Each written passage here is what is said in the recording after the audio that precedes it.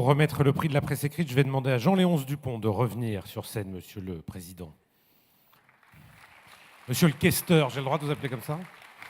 J'avais jamais vu un questeur en vrai, je suis impressionné. Lucas, s'il te plaît. Alors, on va regarder la liste des nominés pour le prix de la presse écrite. Tristan McConnell, Global Post. Ayman Ogana, Newsweek. Ed César pour JQ. Syed Nazakat, The Week. Rania Abu Zaid, le New Yorker et Al Jazeera. Kevin Sif, le Washington Post. Francesca Borri pour le Yediot Aharonot. Claire Ménial, Le Point. Alfred de Montesquieu, Paris Match.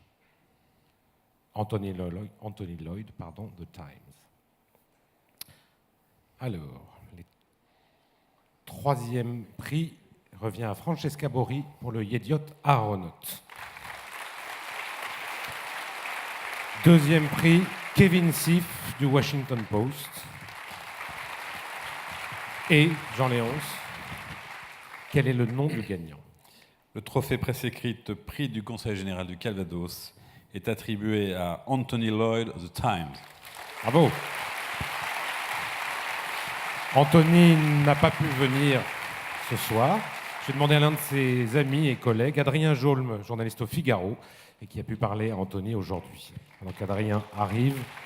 Nathalie Bourrus. Bonjour Adrien. Nathalie Bourrus, la voix de Bayeux, va nous lire un extrait de l'article d'Anthony Lloyd. Quelques heures avant de me tirer dessus, Hakim Hamza était assis sur un matelas à côté de moi, le regard dans le vide.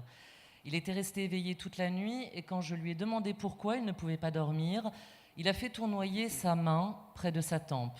La guerre, tout ça, a-t-il répondu. À ses pieds, un pistolet automatique argenté gisait sur le sol, à côté d'une tasse de café froid et d'un tas de cendres. Il était 6h30. Les premiers rayons du soleil matinal se mêlaient au tourbillon lent de la fumée de cigarettes qui envahissait la pièce jusqu'à mi-hauteur. Je connaissais Hakim depuis 2 ans. La trentaine, ancien comptable, il avait été parmi les premiers à se rebeller contre le régime du président Assad en dirigeant la police de Tal Rifat, sa ville natale dans le nord. À l'été 2012, Hakim était devenu un commandant de niveau intermédiaire d'une brigade rebelle qui s'est transformée plus tard pour faire partie du Front islamique. Depuis notre première rencontre avec lui, le photographe Jack et moi avions suivi Hakim à plusieurs reprises. Je l'avais vu pleurer sur les corps des combattants morts, faire l'éloge de ses 3 jeunes enfants. J'avais dormi et mangé avec lui, à même le sol, en première ligne, dans la ville d'Alep. Ainsi, je considérais Hakim comme un ami. Merci Nathalie. Jean-Léonce.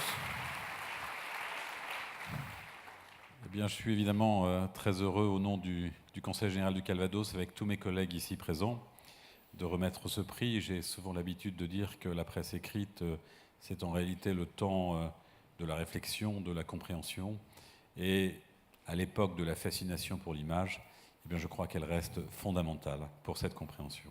Donc c'est un très grand plaisir de remettre ce prix Bayeux-Calvados.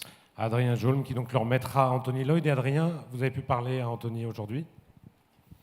Oui, Anthony m'a parlé, m'a chargé de vous lire ce texte, ce que je vais faire. Donc Anthony envoie ce texte à tout le prix Bayeux. Il dit « Je suis profondément honoré de recevoir ce prix et je regrette seulement de ne pas être avec vous à Bayeux ce soir, mais je suis sur le départ pour un nouveau reportage.